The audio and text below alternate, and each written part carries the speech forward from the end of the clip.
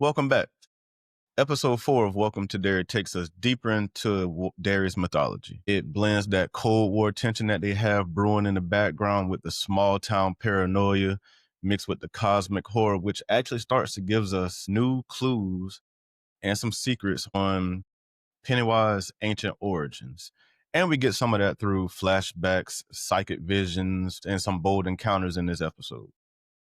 The story of this episode kind of gives us Will and the kids digging deeper into it, aka Pennywise's hunger and why he chooses kids, and they kind of dibble and dabble in those thoughts and explore that. While Dick's psychic visions pop up a few times in this episode, once at the new hangout that the general gave him and his friends. They come up again at that same spot, but he's outside this time before Major Hanlon pulls up. But he's outside and he gets his warning from his grandmother that we'll talk about. And they also, I think they come into play at one point in time when Hanlon grabs him. I don't know if you guys caught that or not, but it kind of seemed like he felt something come off of Hanlon. But we also know Hanlon's the man with no fear, or did Hanlon feel something? Because it kind of gave off that maybe Hanlon has the touch. And they're also further explored when Dick and Taniel is one of the native kids, also part of the children of Maturin, but they come about when Dick when Dick gets into his mind. Also in this episode, we see Charlotte Hanlon as she kind of takes a stand for justice with Hank, who is Ronnie's dad. This is a side story, I believe. It's obviously not a main story, but this is a side story that builds towards the tension of the show. But she is trying to prove Hank's freedom and help him, which is one of the things that her husband doesn't want her to do. But she pursues this mission, and she takes on this, not fight because she's not fighting yet, but she is, kind of just digging into why. And obviously he wasn't where he said he was going to be, and we'll dig a little bit into that as well. So before we get into everything, does digging deeper into the origins of it, aka Pennywise, does it make the threat scarier or more mysterious? Maybe a combination of both. What do you guys think about that? Personally, I feel as though I would say it makes it definitely more mysterious, because everything they unveil or every new thing that comes out about them, it just makes you feel like, one, it makes you feel like, well, damn, I didn't know that. But on top of not knowing that, it just kind of makes it like, what is he really? But digging into the episode, I want to talk about the kids' hypothesis on its hunger and why he chooses kids. So we see Will and the other kids, Ronnie, Rich, and Lily. They're up in the tower, and they're talking amongst themselves about, what does it want? Why does it choose kids? And Will comes up with this theory that, he's a smart guy.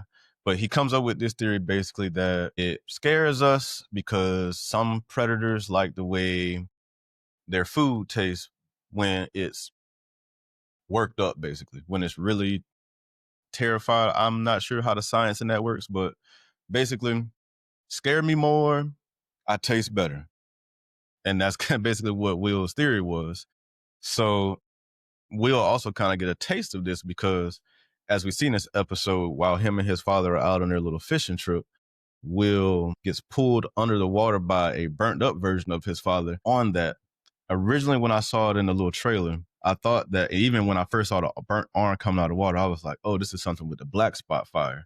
But no, it just turned out to be Pennywise messing with Will's brain. And one of his personal worst fears is seeing I guess he had a dream or a nightmare that his father would died in a plane crash and was burnt up when he was flying over whatever in Korea.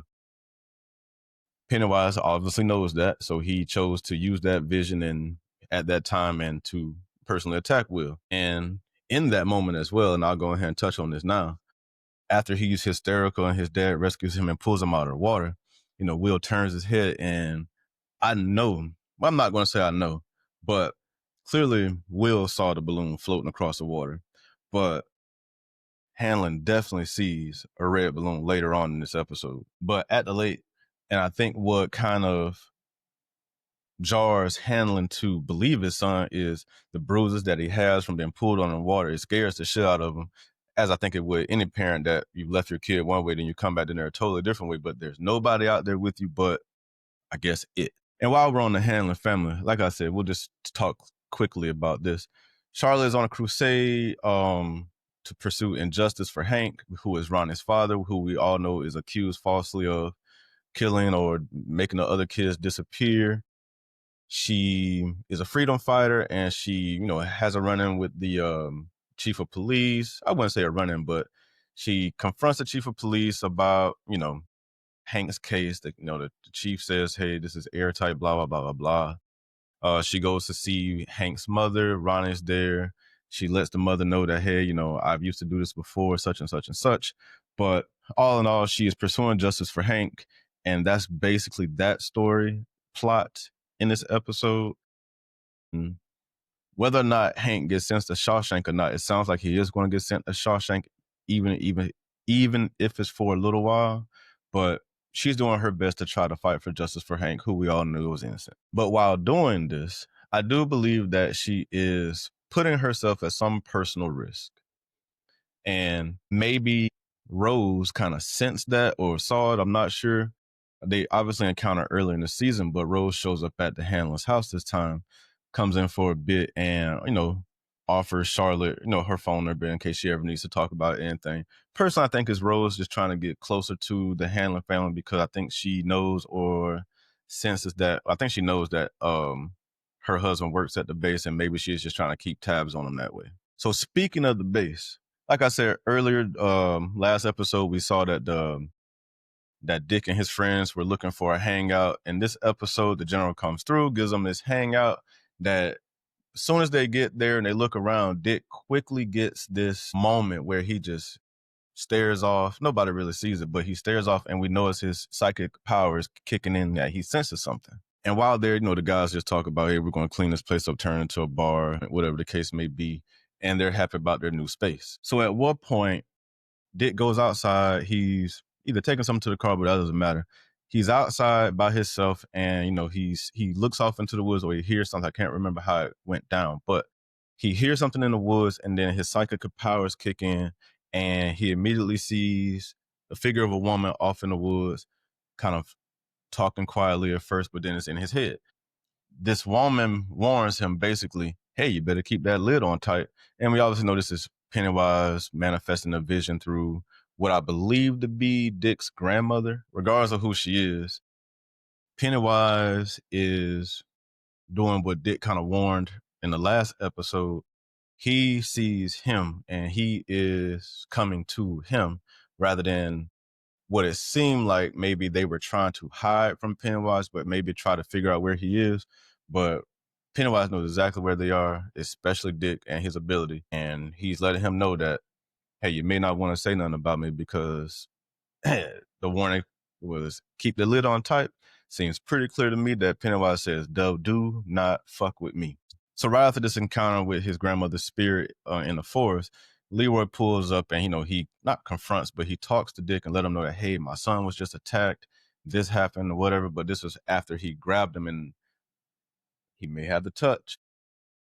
Leroy may have the touch. I don't think he just has this, I'm not afraid of anything. I think he has the touch as well.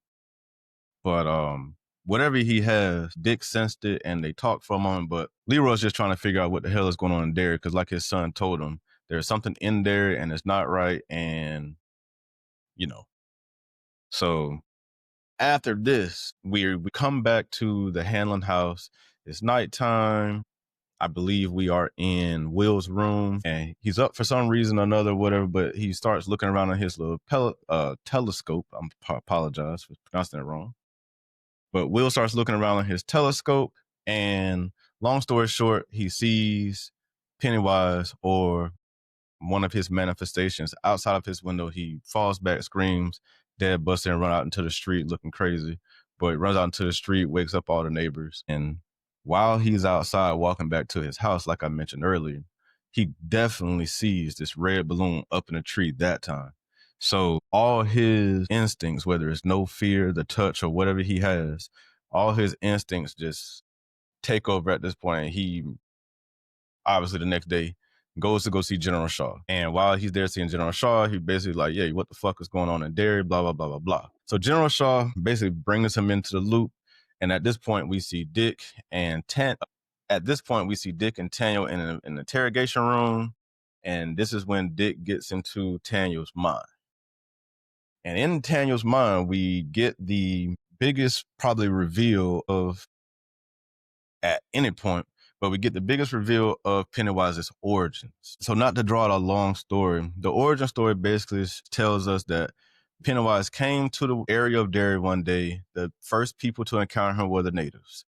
The natives, I guess, knowing or feeling that he was an evil spirit, broke off some of his, the meteorite that he came down in to basically ward him off and keep him in the forest.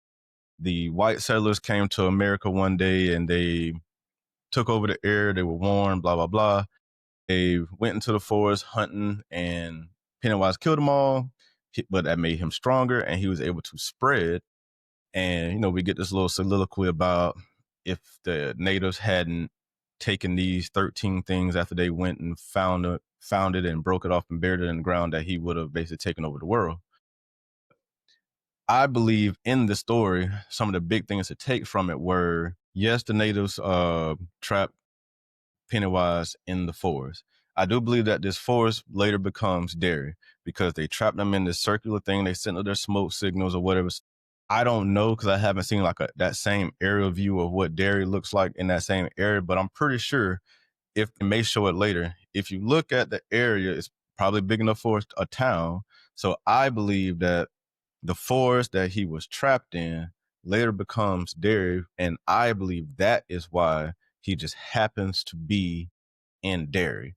Not that he just chose Derry because it's just this great place to be, but I just think that's where he crash landed at in his meteor. That's where he got free at. That's where he started to expand at. And I keep saying he, maybe I should be saying it, but this is where it just happens to be. But while we're in Tanya's mind with Dick, we get glimpses of the species feeding cycle. We get connections to Derry's river being cursed. And also we see the missing settlers. Well, they're not really missing because they all got killed. But before we get to the end, let's talk about that eye-popping scene that we all got to enjoy. And this is when Pennywise, for the first time, attacked somebody outside of the group. Why he chose to do it, I'm honestly not sure, but he took Lily's friend and he took her worst fear, which was, I guess, this bug that she saw in the class earlier that day on the projector screen, and basically turned her eyes into the same thing that the bug's eyes were. And she ran around the school and basically tried to cut her own eyes out. But we see Lily in there with what the girl used to cut her eye. And Lily looks a little crazy, and I wonder how that's going to play out in next week's episode. But not a good look for Lily. But I think, obviously, from some of the trailers, for however reason this is going to work out maybe for her, and maybe she's not going to get sent back to the crazy house, but everybody's definitely looking at Lily a little bit differently, even though she didn't do anything. But everybody walked in on a girl bleeding from the face, although nobody saw the eyes, the popping eyes, but just wanted to throw it in there because I thought that was a cool little scene. But like I said, at the end, we see Dick standing in front of these doors and they're all lit up with lights. And then this one door just comes to itself. We see Dick and Tanya now back in his adult form, I guess, or young adult form. He's not a kid anymore telling the story about Pennywise's past, or the Klua, man, I'm sorry. Klua. It starts with a C, whatever the natives call them. But we see Dick standing in front of this door. The door opens, bright light, and it opens up to the Well House. We all know the Well House from all of the It movies. And, you know, Tanya tells him that, you know, I forgot what they called them, but the markers, I'll just call them, or the columns. But he tells him that, hey, go in that house, follow the tunnels, and you'll find them. And we all know that this is about to get really real. Now that we're seeing the Well House, we're getting closer and closer to the Pennywise reveal, which I believe this show has been wonderful without actually showing Pennywise, but just the threat of him coming at some point and exploring his origins has been amazing it has just been amazing to watch in general. And I'm very excited for everything that's been unfolding in this episode and this series. And I'm just looking forward to the next episode, just like everybody else, more than likely. So outside of Halloran's vision quest into Daniel's mind and just his vision quest in general, the kids' somewhat elaborate hypothesis about fear, Charlotte's crusade for injustice, and the revelations about the Well House. What caught you guys' attention about this episode? For me, this episode, the most important thing to me and the thing that I locked into the most was the origin story and how it kind of plays into the current present.